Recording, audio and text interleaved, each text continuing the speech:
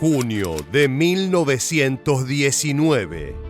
Europa intenta levantarse entre ruinas, pero en los salones de Versalles no se respira reconciliación, sino cálculo. Las potencias vencedoras se reúnen durante meses para diseñar un nuevo orden que garantice seguridad y, por sobre todo, para que Alemania pague la reconstrucción. Cuando al fin los delegados alemanes reciben el borrador, descubren que la paz no es un punto final, sino una condena. Responsabilidad exclusiva por la guerra, amputaciones territoriales, restricciones militares extremas y una deuda que excede cualquier capacidad real de pago. En Berlín, la palabra que incendia el ambiente es Diktat, un pacto impuesto sin voz ni defensa. La guerra había terminado, pero la humillación recién empezaba. Y ese sentimiento determinaría el rumbo del siglo. El Tratado de Versalles es uno de los más polémicos de la historia, como si fuera responsable de la Segunda Guerra Mundial, como si el conflicto entre Francia y Alemania hubiera durado 30 años. La Conferencia de Paz de París abrió sus puertas en enero de 1919, pero no para todos. Mientras Reino Unido, Francia, Estados Unidos y otros vencedores debatían el futuro de Europa, Alemania quedó afuera, reducida a espectadora de su propio veredicto. Durante 6 meses, los aliados discutieron cómo redibujar fronteras, cómo reorganizar imperios y cómo cobrar la reconstrucción. Había discursos sobre un orden internacional más justo, pero bajo la retórica convivía un impulso mucho más crudo: asegurarse de que Alemania no pudiera levantarse de nuevo, al menos no pronto. Cuando la delegación alemana llegó finalmente a Versalles en mayo, lo hizo con la expectativa ingenua de negociar. Sin embargo, se encontró con un documento cerrado. Los alemanes, que pidieron el armisticio en noviembre de 1918, contaban con la mediación estadounidense para obtener una paz adecuada, pero quedaron pasmados cuando llegaron a Versalles. Los alemanes no participaron en la conferencia. Fueron invitados de manera tardía, en mayo de 1919. En el Palacio Trianon reciben el 7 de mayo el proyecto del tratado. No pueden expresarse directamente sobre él. Deben hacerlo por escrito. La cláusula de culpabilidad de guerra, plasmada en el artículo 231, fue la que los golpeó primero. Alemania debía aceptar la responsabilidad total por el conflicto. Aquello no era solo una frase jurídica, sino una sentencia moral. Convertía la derrota militar en una deshonra pública, útil para justificar todas las demás sanciones. Pero lo que siguió fue aún más devastador. Reparaciones gigantescas, pérdidas territoriales, control internacional sobre el Rin y un ejército reducido a la mínima expresión. Los delegados, consternados, pidieron revisiones, correcciones y una mesa de diálogo. Sin embargo, no hubo espacio para nada de eso. Los aliados querían garantías, no concesiones. En Berlín, la prensa habló de diktat, de imposición brutal, de una paz escrita a martillazos. La joven República de Weimar, aún tambaleante tras la revolución y la caída del Kaiser, quedó atrapada entre un mundo exterior hostil y una población que veía el tratado como una traición a la patria. Las protestas reunieron a moderados y extremistas bajo un mismo grito: el de la humillación. De esa forma, la mesa de paz que debía inaugurar estabilidad sembró resentimiento. Allí nació el caldo político que más tarde permitiría que voces radicales prometieran corregir el agravio y derribar el orden impuesto en Versalles. El Tratado de Versalles terminó con un documento largo y confuso que no satisfizo a nadie.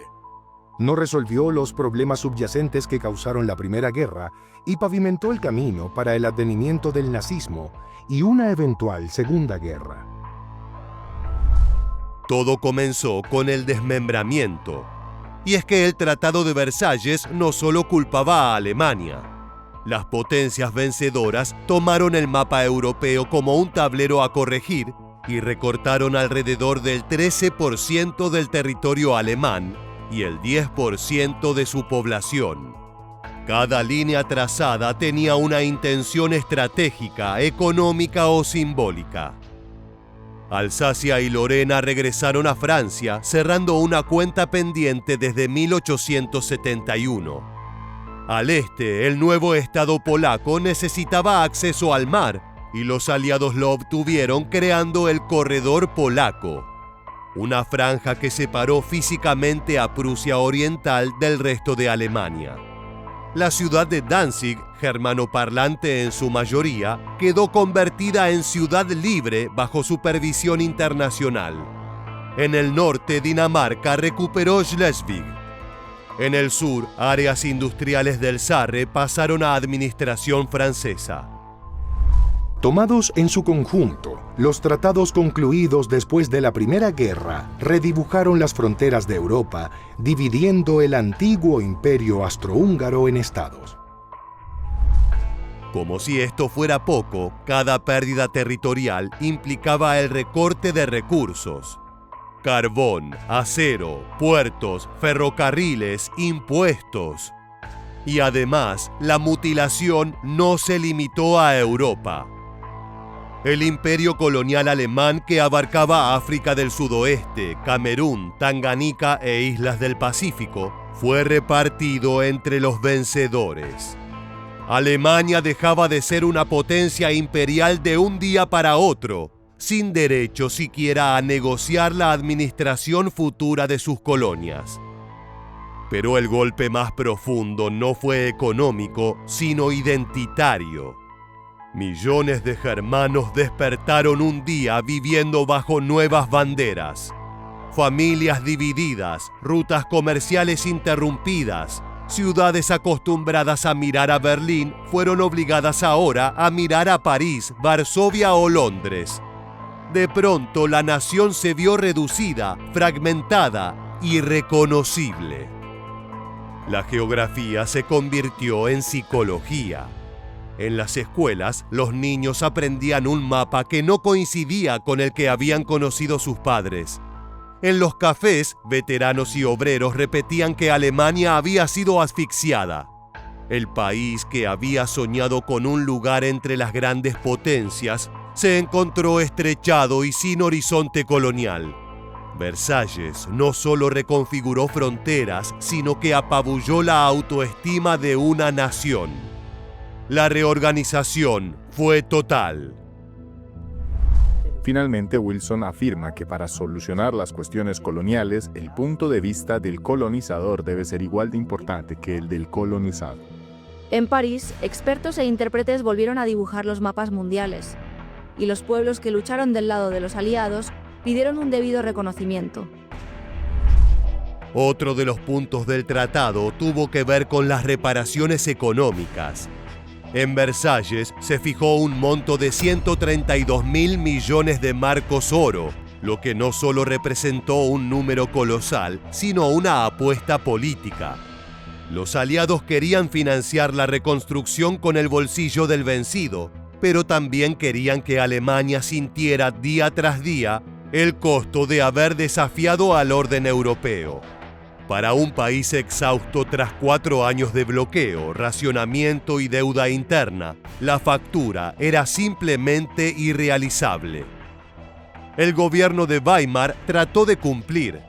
Pagó con carbón, con madera y con maquinaria. Pagó en efectivo mientras podía, endeudándose, imprimiendo billetes, apostando a que la economía mundial se recuperaría. Pero la presión fue demasiado. La recesión posbélica se mezcló con la incertidumbre política y en 1923 todo estalló. La hiperinflación transformó el dinero en cenizas. Los salarios perdían valor entre la mañana y la tarde. Los ahorros se evaporaban. Los jubilados fueron reducidos a la miseria y los obreros cobraban con carretillas de billetes que valían menos que el papel en el que estaban impresos. Esta combinación incrementaba el malestar con los tratados. El rechazo del Tratado de Versalles es unánime. Realmente hubo un consenso sobre la imposibilidad de ese tratado. Un rechazo que se expresa desde la toma de conciencia de las condiciones del tratado y que se prolongará más allá de su firma y de su ratificación. El tema de las indemnizaciones, que será extremadamente abrasador, será como la serpiente de mar de la República de Weimar. Las escenas cotidianas describían el desastre mejor que cualquier índice. Niños jugando con fajos de dinero como si fueran ladrillos, comerciantes que remarcaban precios varias veces al día, familias que quemaban billetes para calefaccionarse. La crisis fue un aprendizaje brutal. La democracia parecía impotente, los políticos incapaces y el sistema internacional deliberadamente cruel. Las tensiones culminaron cuando Francia y Bélgica ocuparon la cuenca del Ruhr para cobrar por la fuerza lo que Alemania no podía pagar. Los mineros respondieron con huelgas y sabotajes. El gobierno con emisión masiva de dinero para sostenerlos. La economía, incapaz de respirar, se derrumbó. Esa experiencia dejó cicatrices profundas. En las fábricas, el resentimiento se volvió ideológico. En las élites conservadoras, la humillación se transformó en un deseo de restauración autoritaria. En los jóvenes desocupados, la desesperación se convirtió en terreno fértil para discursos extremistas que ofrecían un enemigo claro y una promesa redentora. La factura imposible no solo destruyó la estabilidad económica, aniquiló la confianza en la moderación y abrió la puerta a quienes prometían venganza antes que equilibrio. Mientras tanto, los problemas económicos de Alemania, exacerbados por la carga de las reparaciones y la inflación general europea, desestabilizaron al gobierno democrático. El resentimiento duradero del Tratado de Versalles dio masivo apoyo popular al Partido Nacional Socialista y otros partidos radicales de derecha a partir de la década de 1920. Finalmente, una tercera pata completaba el tratado. Para los aliados, la clave de la paz futura era dejar a Alemania sin capacidad ofensiva. Para los alemanes, el resultado fue una mutilación simbólica y estratégica. Versalles limitó el Reichswehr a apenas 100.000 soldados profesionales, prohibió el servicio militar obligatorio y anuló la existencia de tanques, aviación y submarinos. Además, impuso controles estrictos sobre la artillería pesada y desmilitarizó regiones enteras, especialmente Renania. Now, the French priority was security. France had suffered enormous economic destruction and loss of life during the war and had now been invaded twice by Germany in the past 50 years. They wanted to continue the alliance with the US and Great Britain to be compensated for the cost of the war, and they wanted Germany to be as weak as possible. Now, Prime Minister Clemenceau was firm but open to compromise on the details, but General Foch and President Poincaré were much more hawkish. Para una sociedad que había vivido la guerra como un sacrificio nacional, ver al ejército reducido a un esqueleto fue una herida profunda. Veteranos condecorados quedaron sin futuro. Oficiales formados en la tradición prusiana vieron desaparecer el prestigio castrense. La idea de una Alemania indefensa, impotente frente a vecinos que mantenían fuerzas plenas, se instaló como un trauma colectivo. Pero bajo la superficie, la historia adoptó otro curso.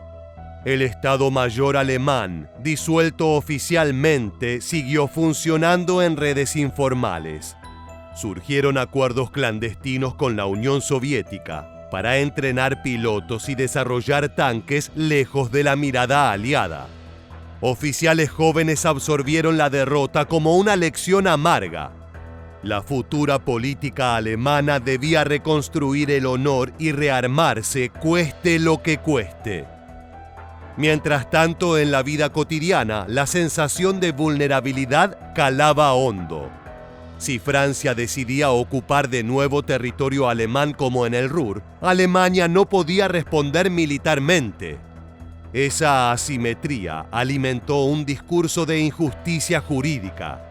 Un país soberano reducido a la impotencia sin la misma dignidad que sus pares. Si bien se creó la Sociedad de Naciones para evitar ese tipo de situaciones, cuya finalidad era evitar futuros conflictos mediante la cooperación y la resolución pacífica de disputas, esta no daba confianza a los alemanes. Sentían que los aliados tenían el poder y podían actuar en su contra en cualquier instante. Así, la combinación de humillación militar y resistencia clandestina generó una cultura política obsesionada con la revancha. Para miles de veteranos resentidos y jóvenes sin futuro, cualquier fuerza que prometiera restaurar el ejército y con él el orgullo nacional se convertía en una alternativa atractiva.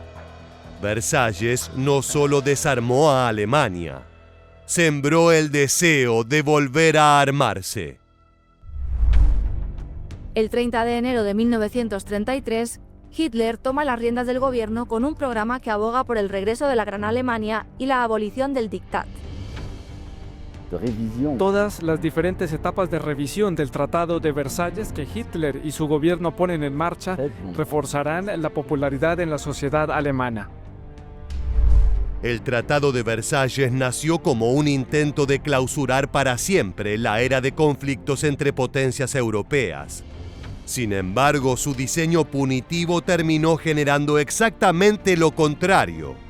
Un ecosistema político y emocional donde el resentimiento se volvió motor histórico. Los alemanes no solo recibieron sanciones económicas, amputaciones territoriales y un ejército reducido. Recibieron una narrativa que los colocaba como culpables absolutos de una guerra que había arrasado a todo el continente. Esa combinación fue tóxica. En las regiones cedidas, las minorías germanas vivieron tensiones identitarias. En las ciudades industriales, los obreros soportaron crisis tras crisis. En el campo, la inflación destruyó ahorros y erosionó la confianza en el Estado. Weimar nació débil, acosada por extremistas de derecha e izquierda, por golpes fallidos, por una inflación que devoraba la paciencia ciudadana. La política democrática, en vez de percibirse como solución, se percibió como incapaz de defender la dignidad nacional. En ese contexto, el deseo de revisar Versalles se convirtió en un programa transversal. Monárquicos, nacionalistas, obreros arruinados y veteranos encontraban un punto en común: la creencia de que Alemania había sido injustamente castigada y debía recuperar lo perdido. Los partidos moderados defendían una revisión pacífica, los radicales una ruptura total. Con la llegada de la Gran Depresión en 1929, la pobreza masiva y el desempleo aceleraron el colapso de la confianza en Weimar. El mensaje extremista que prometía restaurar fronteras, rearmar al país y borrar la humillación ganó fuerza. Con el advenimiento de Hitler al poder, Alemania abandonó la Sociedad de Naciones, dejó de pagar la multa de guerra y con ese dinero financió su rearme militar. Así, el Tratado de Versalles quedaba abolido de facto y el nazismo comenzaba la carrera expansionista que desencadenaría la Segunda Guerra Mundial. El ascenso del nazismo no fue inevitable, pero Versalles creó las condiciones para que pudiera presentarse como una opción seductora. Hitler convirtió cada cláusula del tratado en una ofensa personal y nacional.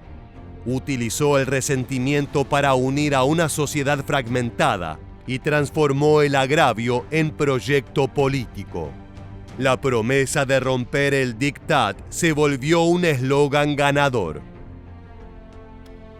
Así, el tratado que debía garantizar paz duradera generó un orden inestable y profundamente emocional. Lo que se firmó en 1919 no fue un cierre, sino un prólogo. Europa aún no lo sabía, pero ya se estaba ensayando la próxima guerra.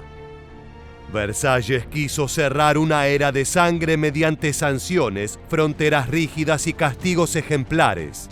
No obstante, terminó produciendo una década de heridas abiertas que enseñó a millones a pensar en la política como revancha.